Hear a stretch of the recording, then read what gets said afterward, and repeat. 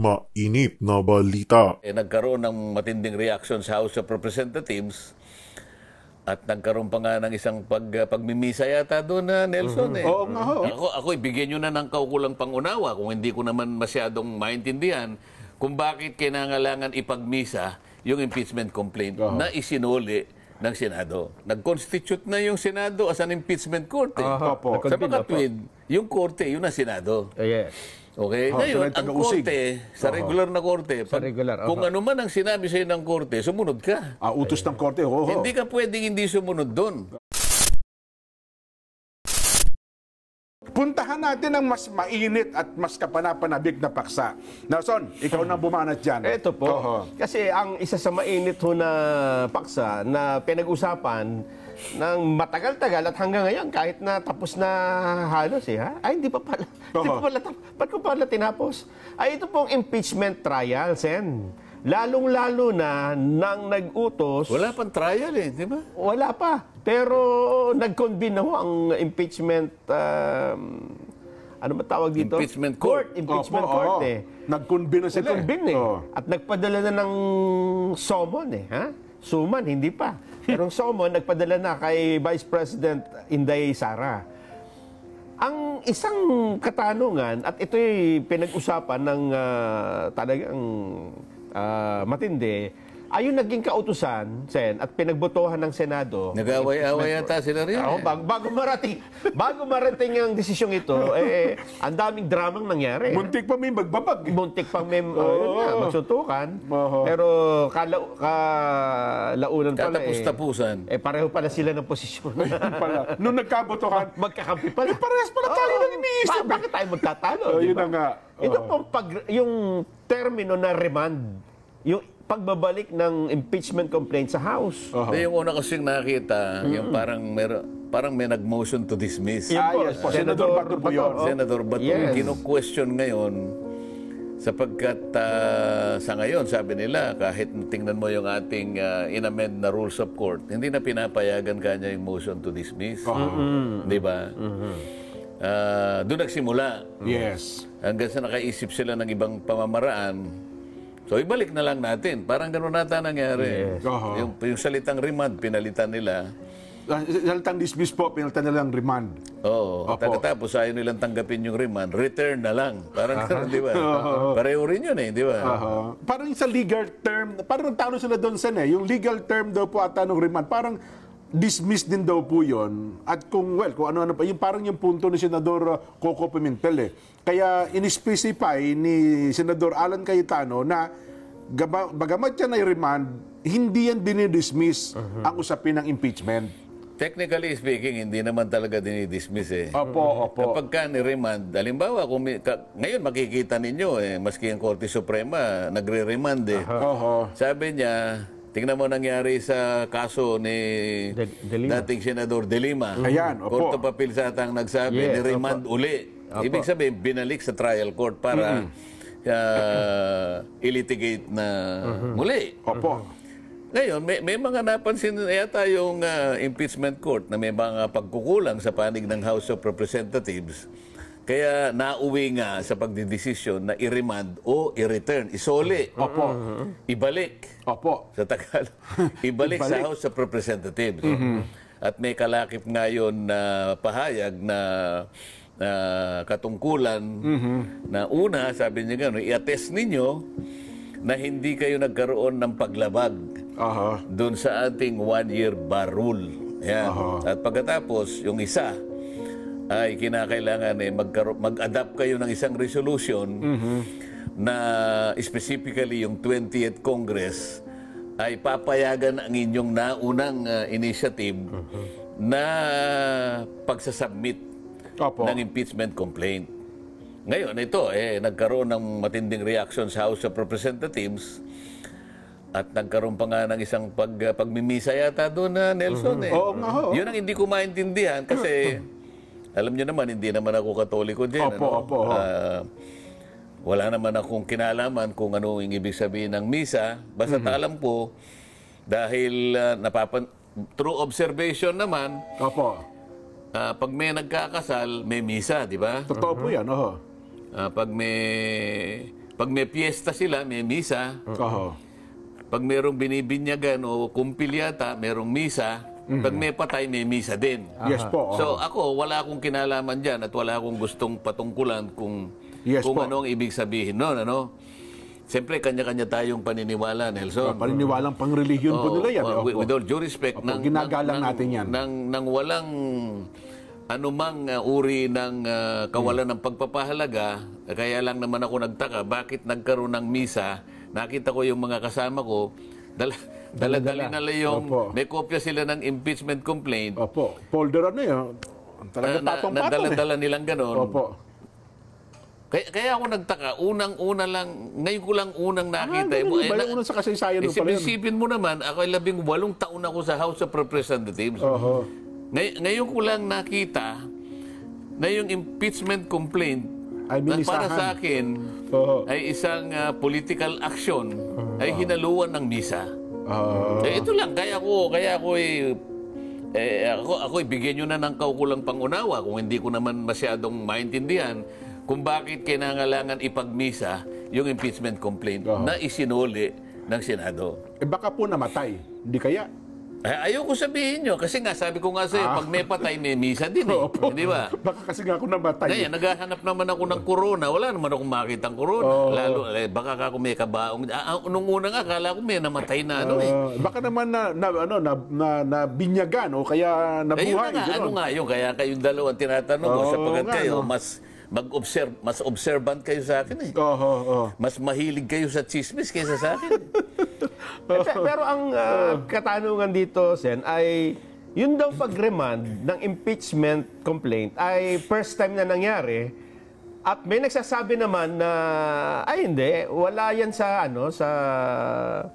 sa batas, diba? Kaya nga raw hindi tinanggap ng Kaya daw hindi tinanggap ng Kamara de Representante yung remand. Ang tungkulin daw ng Senado as impeachment at court ay hindi ibalik kundi i-forward, di ba? I-hear, i-acquit o kaya ay patawan ng guilty. O kaya naman dapat daw nag-motion doon ay ang panig ng depensa. Hindi ang Hindi sila mismo. hindi ang prosecutor, yung judge, senator judges. Hindi, mali naman yung pangangatwira na yun din. Kung inaakala mo na talagang nag-constitute na yung Senado as an impeachment court. Opo. Sa pagkatwid, yung korte, yun ang Senado. Yes. Okay? Yun, yung House of Representatives, represented by the prosecutors, kayo yung kayo yung litigan.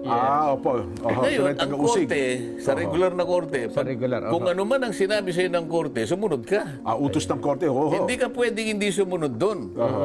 Kapag, ngayon halimbawa sa korte natin, meron siyang inutos sa'yo, at hindi ka sumunod, madidisbisan ka. Di ba? Kasi sabi nila, hindi naman pwedeng i-dismiss. Hindi. Ngayon kasi, merong bagong tuntunin. Ayoko naman sa yun yung mga detalye. Opo. Ang korte, sa ngayon, regular courts, hindi nga pinapayagan ng motion to dismiss. Nakalagay. Sabi niya, the defendant is now ordered to file his or her reply, not a motion to dismiss. Yun. Within a period of blah, blah, blah. Pero, ang isa naman ngayon na innovation ng korte, ang una niyang didinggin yung affirmative defenses. Okay. Kasi yung dinemanda mo si Nelson, ikaw ang plaintiff dyan. Opo. So, ang dependent si Nelson. Si Nelson, nakita niya, walang jurisdiction to. So, pagsagot niya ngayon, ang unang affirmative defense, walang jurisdiction. Yun ilalagay mo eh. Ngayon, ang korte, bago niya pagpasyahan, mag-trial tayo on the merits, titingnan niya yung affirmative defenses. Nakita ng impeachment court, teka muna, parang may mali sa pangyayari kasi. Bakit kanya napag-alaman namin na meron palang 3 impeachment complaints ang ipinail sa House of Representatives December pa 2024? Yung una ipinail ng December 2. Yung isa sumunod December 4. At yung pangatlo December 19. Ngayon, ang tanong ng impeachment court dito, ang kanyang pag-aalala, bakit hindi ninyo nilitigate ka agad dito? Okay. Meron kayong sariling proseso eh. Meron din kayong rules sa House of Representatives. Oho. Bakit hinintay nyo pa na mag-2025 at ang hindi namin maintindihan, ipinlano nyo pa kanya na i-file ninyo hours before the close of the third regular session. Doon kami nagtataka, sabi na Senado eh. Oho. May tatlo ng anong ginawa nyo doon sa tatlo? Kayo nga Na-pending ho yung tatlo, tsaka yung pang-apat lang. inupuan ninyo yung tatlo. Bakit? Ikakatwiran nila? Oho. Ba, hindi naman namin, yan. Teka muna, anong ginawa nyo? Sapagkat kung isasalang-alang ninyo ang inyong rules, kapag binasa ninyo ang rules ninyo, Opo. ang nakalagay doon, kapag ka nagsumite, pag nag-file ng impeachment complaint, verified, yung isang partido, katungkulan ng Secretary General to immediately refer it to the Speaker's office. Merong word na immediate eh. Immediately. Tanong na Senado ngayon, nasa impeachment court, bakit yung word na immediately hindi nyo ginamit? So, ba't hindi nyo ni-refer? Oho. Samantalang... Sasabihin ng, sabi siguro, anong pakialam mo doon? Hindi, teka muna. Oo. Kayo binayolate niyo yung rule nyo eh. Pagkatas kayo pipilitin nyo kami forthwith. Pinagmamadali nyo kami, pero kayo hindi kayo nagmadali. Sa lalong madaling panahon daw po, forthwith eh. Yung immediately, ano ibig sabihin? Hindi sa mas lalong madaling panahon. Pareho lang yun eh. May katwira, sabi niyo, nakalagay, the Secretary General shall immediately refer it to the office of the Speaker. Ngayon, tatlo dyan ang ipinail noong December. May panahon pa eh. Ngayon, ang tanong ko sa inyong dalawa ngayon, bakit ang Secretary General, despite the fact noong January 10, 2025, sinabi niya na i-repair niya na sa office of the Speaker, bakit hindi nangyari? Hindi pa rin na-repair. Bakit walang explanation? Bakit ngayon bigla ninyong naisip, doon pa naman doon sa closing hours na, patapos na yung tayo. Yung magsesesyon na, closing na ng session eh. Ilang oras na lang magko-close ang session, bakit doon yung... Kaya parang mayroong bad faith dito. Yun sa tingin ko, yun ang damdamin ng outgoing Senate. Kaya nga ang kanyang pahayag teka muna, ibalik niya muna natin. Wala pa i-attest ninyo kung wala kayong paglabag sa one-year ban rule. Kasi, alam mo dyan, nakalagay sa ating batas, isa lang na impeachment ang ipapile mo. Sa isang impeachable official, kada taon. 2024, tatlo. Hindi naman namin ginalaw, kaya klasipikado na wala pang naipile. Hindi. Salita mo lang yan. Ang tanong namin, ba't hindi mo nga ginalaw? Kasi parang sinadya mo eh. Nananadya ka eh. Kaya ang tanong kasi doon, kailan ba talaga nagsisimula yung day one nung pagtanggap ng impeachment? Kasi andun ang pagtatalo eh. Kasi akala niya, di ba, nung tinanggap sa... Sasabihin niya, ang pagsimula talaga, yung tinatawag na filing ay kapag ni-repair mo na. Sa Committee on Justice. Ang tanong ko sa iyo, ba't hindi mo ni-repair? Hinintay pa raw po nila, nilagong pa raw nila eh. Para i-consolidate daw po yung complaints eh. Immediately, ang sinasabi ko sa iyo, yung inupuan mo, doon lamang sa punto na sinasabi sa iyo ng rules na immediately refer it to the office of the Speaker. Pati ba naman yun hindi ginawa ng Secretary General? Bakit? Okay. Kasi sabi nila, judicial notice. Hindi namin alam kung ano yung ginagawa nyo, sasabihin ng Senado. Hindi namin pwedeng ipakahulugan na alam namin lahat kung anong ginagawa nyo. Sa amin lang, parang may bad faith. Kasi alam namin na ang tuntunin nyo, kapag kami nag-file ng impeachment complaint, verified, walang gagawin, ministerial on the part of the Secretary General to immediately refer it to the office of the Speaker. Ang tanong, tatlo yun. Bakit isa man doon, wala kang ni-repair? At tatanong ngayon ang Senado. Kaya nga, teka muna, kung kayo nga inupuan nyo, ngayon kami pagmamadaliin mo. Sa tatlo bang yun, may mga endorser din, Congressman? Kasi parang... Meron! Lahat pala, Kompleto yun, verified. Merong endorser. Kaya hindi mo pwedeng sabihin, kasi po, wala pong nag-endorse, kaya hindi namin ni-repair. Yung isa po, hindi verified, kaya hindi po namin Yung isa po, walang kakwenta-kwenta talaga, kaya hindi namin ni-repair. there should be an adequate explanation kung bakit Section 3 yun ang aming rules. Alam mo yun to immediately refer. Bakit kayo nagmamadali, pinamamadali nyo kami, pero yung word na immediately sa inyo, nung tinanggap nila mula sa SecGen, hindi nyo pinansin. Ganun pala. Para, yung word na immediately, dinedman mo, pero kami, pinagmamadali mo kami. Bakit? Okay. So makikita mo, dito sa pahayag ng pagkakasoli, teka muna, i-attest ninyo. Ibig sabihin, balikan ninyo yung pangyayari. Hindi ba? Paano po yun? Kasi sabi nila, hindi namin tatanggapin yung yung pagbabalik. Hindi nasa sa inyo yun. Huwag nyo tanggapin. Anong problema doon? Ano ho yun? Parang anong mangyari? Deadlock ba? Considered ba yun as a deadlock ang usapin? Kasi hindi gagalaw. Kaya deadlock, wala tayong magagawa. You have to obey. You have to obey. Kung anong pinagagawa sa iyo, sabi, attest ninyo. Sabi nila, there is a presumption of regularity. Yung presumption na yun is disputable. Okay.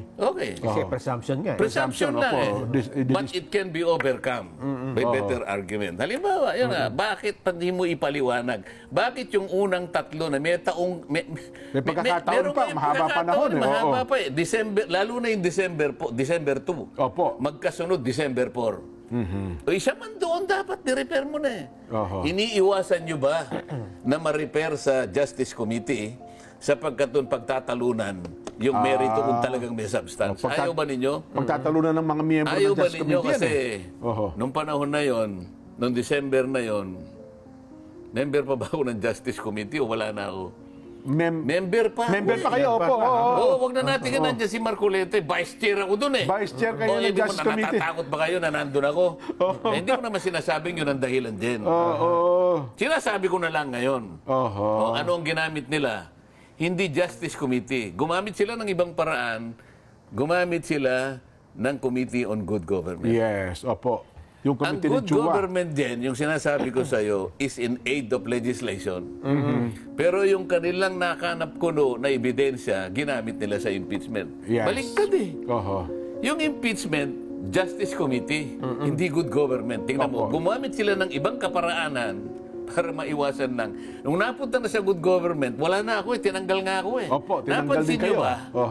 Kahit na nung nasa good government, Vice Chair din ako dun eh. Ngayon, tanggalin mo si Marcoleta dyan para lang makasiguro sila. Ngayon, mapapansin na ninyo ang koneksyon. Kayong pala. Hindi nila ni-repair kagad. Vice Chair kasi ako ng Justice. Nung gamitin nila yung isang committee, Vice Chair ako doon, tinanggal nila Tinanggal na kayo. Hindi ko sinasabing yun ang totoo. Pero, masyado namang kaduda-duda. Parang it's too good to be true. Kaya lang, ba't ganun ang nangyari? Hindi pa ba sapat, Sen, kasi bago sila mag-adjourn, ay may House Bill resolution na din na inilabas na sinasabi doon na ang impeachment complaint ay walang nilalabag na anumang provision ng saligang batas. Hindi pa pwede magamit yon para ito na yung certification na hinihingi ng Senado? May House Bill resolution pala, hindi House Bill. May House resolution. Na ipinasa ng plenaryo. At sinesertify nila na walang nilalabag yung impeachment complaint na pinail nila sa Senado. Diba naman yung sinabi, attest ninyo na na hindi nyo nilabag yung 1-year bar rule. Yun ang sinasabi niya eh. Hindi magagamit yung resolution na yun. Hindi yung kinakailangan i-attest ninyo talaga. At pagkatapos hindi lang doon naman hindi lang naman doon napupunta doon eh. Ang pinag-uusapan, bakit sa dami-dami ng panahon, bakit yung February 5 na ilang oras na lang magsasara na ang tindahan? Gustong-gusto mo palang bumili ng Gusto mo bumili ng hopya pala Gustong-gusto mo ng hopya. Alam mo naman na isasara ko na yung kortina ko. Doon ka pa umano. Nako. Ngayon, malinaw na, tingnan mo, parang ang daming bad faith dito eh. Ang House of Representatives, kasali siya doon sa preparation and adoption ng concurrent resolution ng legislative calendar.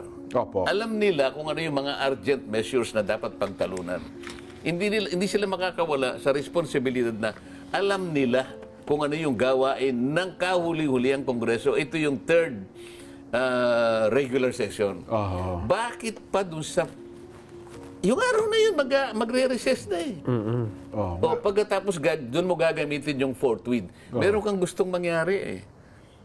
Meron kang gustong sabihin na parang itatawid mo eh. Hindi ganun eh. Kaya nga yung pangalawang consideration nung pagsusoli, sabi ng impeachment court, to adopt a resolution na papayagin ninyo yung 20th Congress kayo ang na kinukumpirma niyo yung kagustuhan niyo na itawid ito. I-carry over ng 20 sabi Congress. nila, paano namin magagawa? Hindi pa existido. Yun na nga eh. Yan lang is already a tacit admission na meron talagang may katapusan talaga eh. Yun ang ipinunto ni Senador Francis Tolentino nung bumoto siya, pinaliwanag niya na itong ating pagboto na nanalo nga yung 18, hindi niya natin masasabi na yung carry over sa 20 Congress, hindi tatanggapin ng 20 Congress. Ito pinag-uusapan natin ngayon sa 19 Congress. Merong bad faith talaga. Tingnan mo pansinin ninyo, February 5, magko-close na. Sarado. Okay. Paano ngayon mate-take up yung sinabit mong complaint sa Secretary ng Senate? Kasi recess na eh. Adjourn na eh.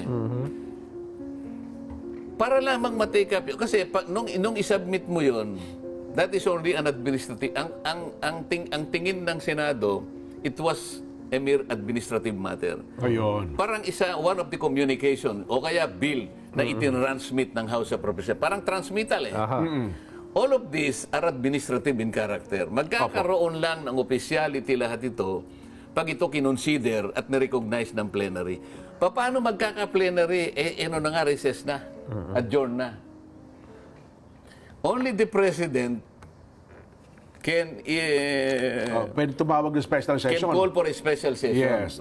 Kapag tumawag ng special session, kaya lang tayong magkukonvene uli. O kaya, Senate will resort to Section 42 of its own rules.